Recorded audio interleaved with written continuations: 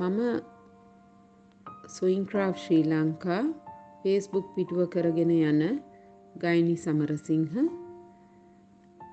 මගේ ළමයිට මම ළමා ගවුම් පාඨමාලා නිර්මාණය කරලා තියෙනවා වගේම ඔන්ලයින් හරහා උගන්වන්න අත්කම් පාඨමාලාවකුත් නිර්මාණය කරලා තියෙනවා. මේ අත්කම් පාඨමාලාවේදී හැඩතල කිහිපයක් මම ලබා දෙනවා. මේ හැඩතල විවිධ විදිහට මහන්නත් කියලා දෙනවා. එක් විවිධ නිමා ක්‍රමවලින්. මේවා ප්ලේස් මැට්ස් නැත්නම් අපිට ටේබල් මැට් කියන්න පුළුවන්. එතකොට ඒප්‍රන්, එතකොට oven gloves, එතකොට pot holders, මේ විවිධ දේවල් කියලා දෙනවා. විවිධ නිමා ක්‍රමවලින්. නිමා ක්‍රම කීපයක් කියලා දෙනවා. එතකොට මෙතනදී අද මම තෝරගන්නවා මේ ඕවල් හැඩය ඔයගලන්ට කියලා දෙනවා. පයිපින් එකක් දාලා, කර්ණාකාර පටියක් දාලා මේ ඕවල් හැඩති ටේබල් මැට් එකක් මහගන්නේ කොහොමද කියලා. කාඩ්බෝඩ් වලින් පතරම හදාගන්න ඕනේ. බොක්ස් බෝඩ් තියෙනවා නම් වඩා හොඳයි. කාඩ්බෝඩ් වලින් හදාගන්න. ඒතකොට අපිට හැඩය ආරක්ෂා කරගන්න පුළුවන්. මේ හැඩතල මම ඔක්කොම පතරොම් හැටියට ලබා දෙනවා මගේ සිසුවියන්ට. මේ ඕවල් හැඩය ඔයගලන්ට හදාගන්න පුළුවන් නම් මේ ක්‍රමය ඔයගලන්ට මම කියලා දෙන්නම්. අපි හරියට ඕවල් එකේ හැඩයටම රෙදි කොටස් කපා ගන්නෙ නෑ. අපි රෙදි කොටස් කපා ගන්නෙ මෙන්න මේ විදිහට රෙක්ටැන්ගියුලර් ඍජුකෝණාශ්‍ර විදිහට තමයි. එතකොට මෙතන තියෙනවා ලයිනින් කොටසක්, පැඩිං ෂීට් එකෙන් කොටසක්. මේක පමුණුවෙන් හොයාගන්න පුළුවන් ඕගලන්ට. ප්‍රෙස්ඩ් පැඩිං ෂීට් කොටසක්. මේක මේ පිම්බිලා එන්නේ නෑ. මේක තුනී. නමුත් ගොඩාක් තුනී නෑ. මේ රස්නය අපි ටේබල් මැට් එකක් මේසෙට දාන අපේ පරමාර්ථය මේසෙ රත් වෙන්නේ නැති වෙන්නනේ. එතකොට ප්‍රෙස් පැඩිං ෂීට් එක එහෙමම තුනී නෑ. රයිට්? මම පාඨමාලාවේ ළමයිට මේ සාම්පල් එකක් යවනවා. පළවෙනි යාරය යවනවා. මේ ඊට පස්සේ ඉගෙන ගත්තාම ඕගලන්ට පමුණුවෙන් ගිහිල්ලා හොයාගන්න පුළුවන්. මේක ෆෝම් ෂීට් නෙමෙයි. සමහරු මේ ෆෝම් ෂීට් එක දානවා. ඒක නෙමෙයි. ඒක මේ තරම් නිමාව ලස්සනට ගන්න බෑ. ඒක ටිකක් කන්ට්‍රෝල් මදි අතට. එතකොට මේ ප්‍රෙස් පැඩිං ෂීට් එකෙන් අපි ඍජුකෝණාශ්‍ර කොටසක් කපා ගන්නවා. මෙතන ඉස්සෙල්ලාම යටටම තියෙන්නේ ලයිනින් කොටස. ඒකත් ටිකක් ඝනකම කොටන් එකක් වෙනවා නම් හොඳයි.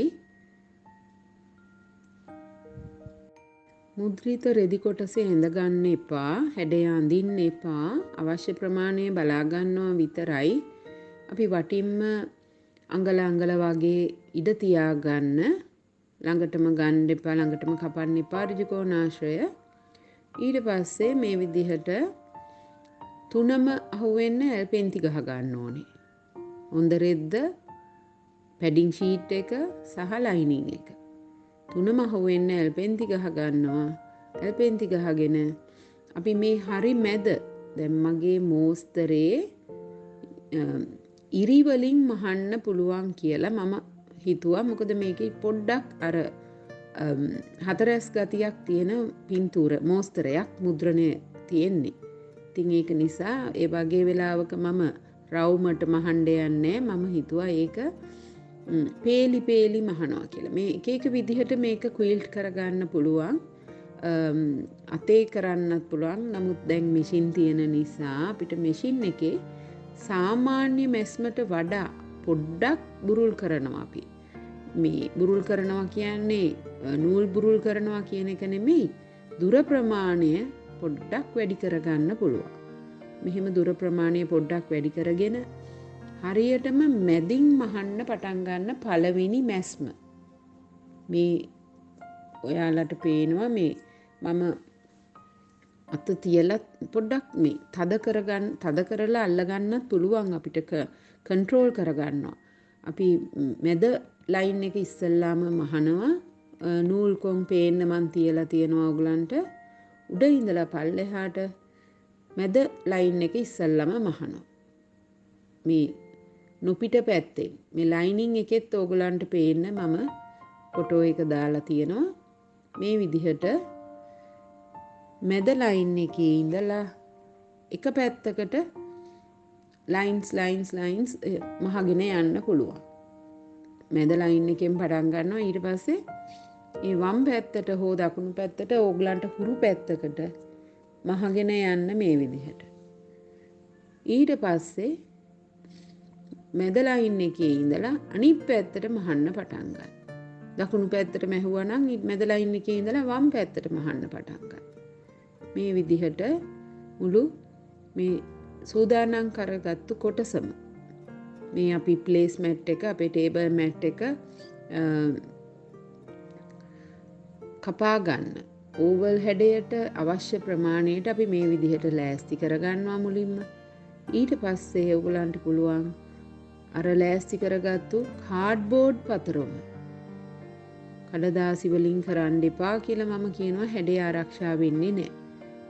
ලස්සනට හැඩය ගන්න නම් කාඩ්බෝඩ්, බොක්ස් බෝඩ් මේ වගේ කාඩ්බෝඩ් වලටත් වඩා හොඳයි බොක්ස් බෝඩ් හොයාගන්න පුළුවන් නම්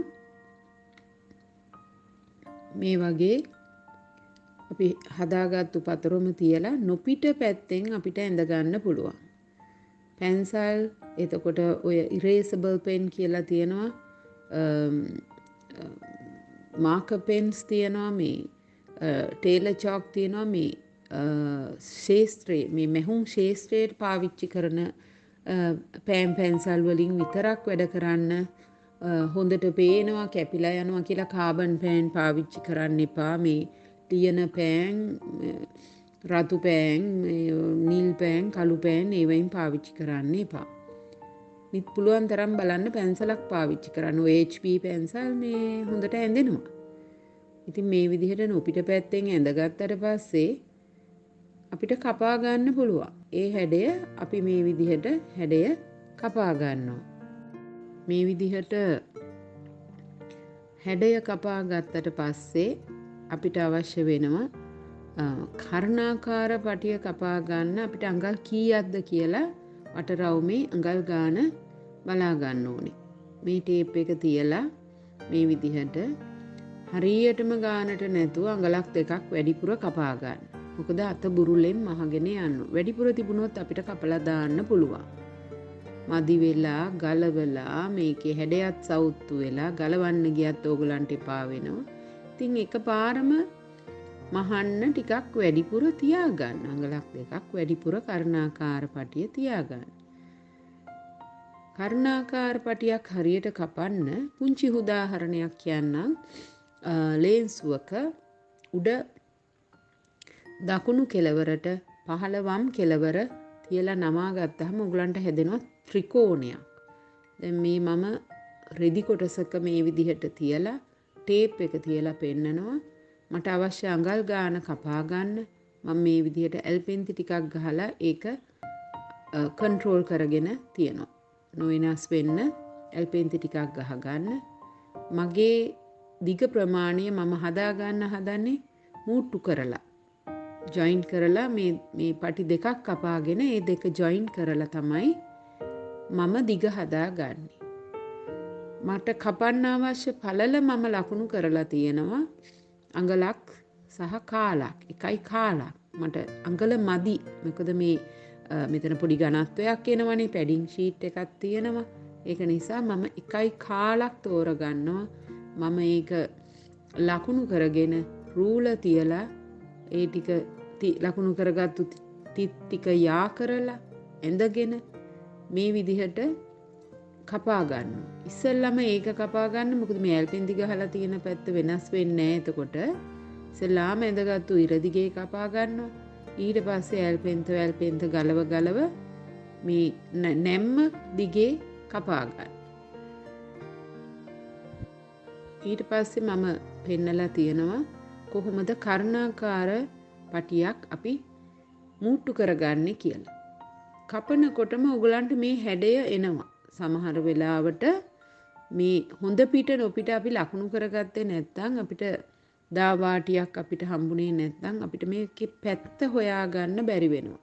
ඒ නිසා රෙදිවල නිතරම කතිරයක් ලකුණු කරගෙන තිබ්බොත් ඕගලන්ට ලේසි නොපිට නැත්නම් ඔය මේ දාවාටිය හුවෙච්ච නැති තැන්වල හොඳ පිට නොපිට හොයාගන්න බෑ. මේ විදිහට තියාගෙන ඊට පස්සේ අංශක 90ට මේ වගේ නමා ගත්තොත් ඕගලන්ට මේක ලස්සනට ජොයින් කරගන්න පුළුවන්. මේ කොනේ ඉඳලා මේ කොනට කියලා මම කඩිරක් ඕගලන්ට ලකුණු කරලා පෙන්නලා තියෙනවා. ඒ කඩිර දිගේ මැහුවාම ලස්සනට නූල මම මේ තියලා පෙන්නනවා ඕගලන්ට නූල් කොන් කපන්න නැතුව මෙන්න මේ විදිහට මහගන්න කියලා.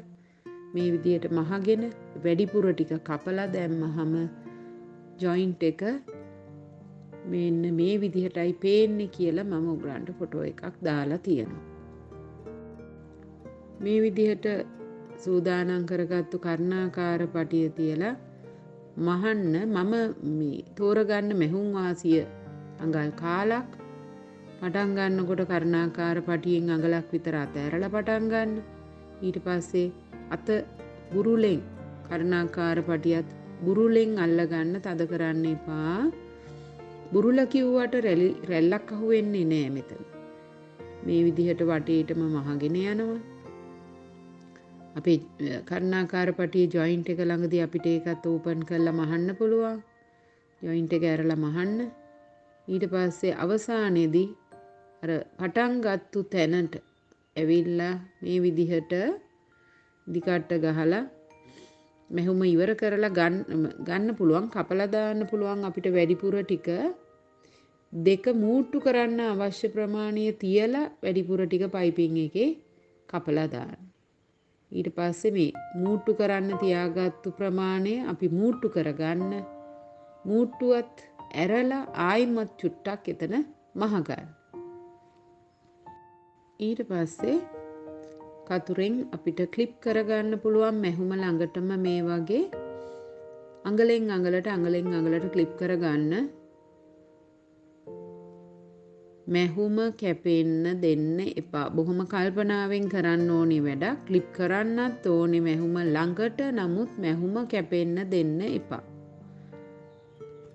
ඊට පස්සේ හොඳ පිටට හරවගෙන හොඳට පයිපින් එක ගන්න එළියට. දැන් හැඩේ ආරක්ෂා වෙනව ලස්සනට හැරවෙනවා ක්ලිප් කරලා තියෙන නිසා. ඊට පස්සේ හොඳ පැත්තට අරගෙන එක පාරක් නමනවා, දෙපාරක් නමනවා. මේ විදිහට වටේටම නමලා ඔගොල්ලෝ ඇල්පෙන්දි ගහගෙන ඉන්න. මොකද මහන්න යනකොට හිතලා මහන්න යන්න එපා. ඇල්පෙන්දි ගහගත්තම ඒ ගයිඩ් කරගන්න උදව් කරගන්න ඇල්පෙන්දි ගහලා වටේට මහගෙන යනකොට මේ නැම්ම අයින දිගේම මේ විදිහට මහන්න හරිම ලස්සනයි. හොඳ නිමාවක් ගන්න පුළුවන්. මම සොයින් ක්‍රාෆ්ට් ශ්‍රී ලංකා Facebook පිටුව කරගෙන යන ගායනි සමරසිංහ. ස්තුතියි.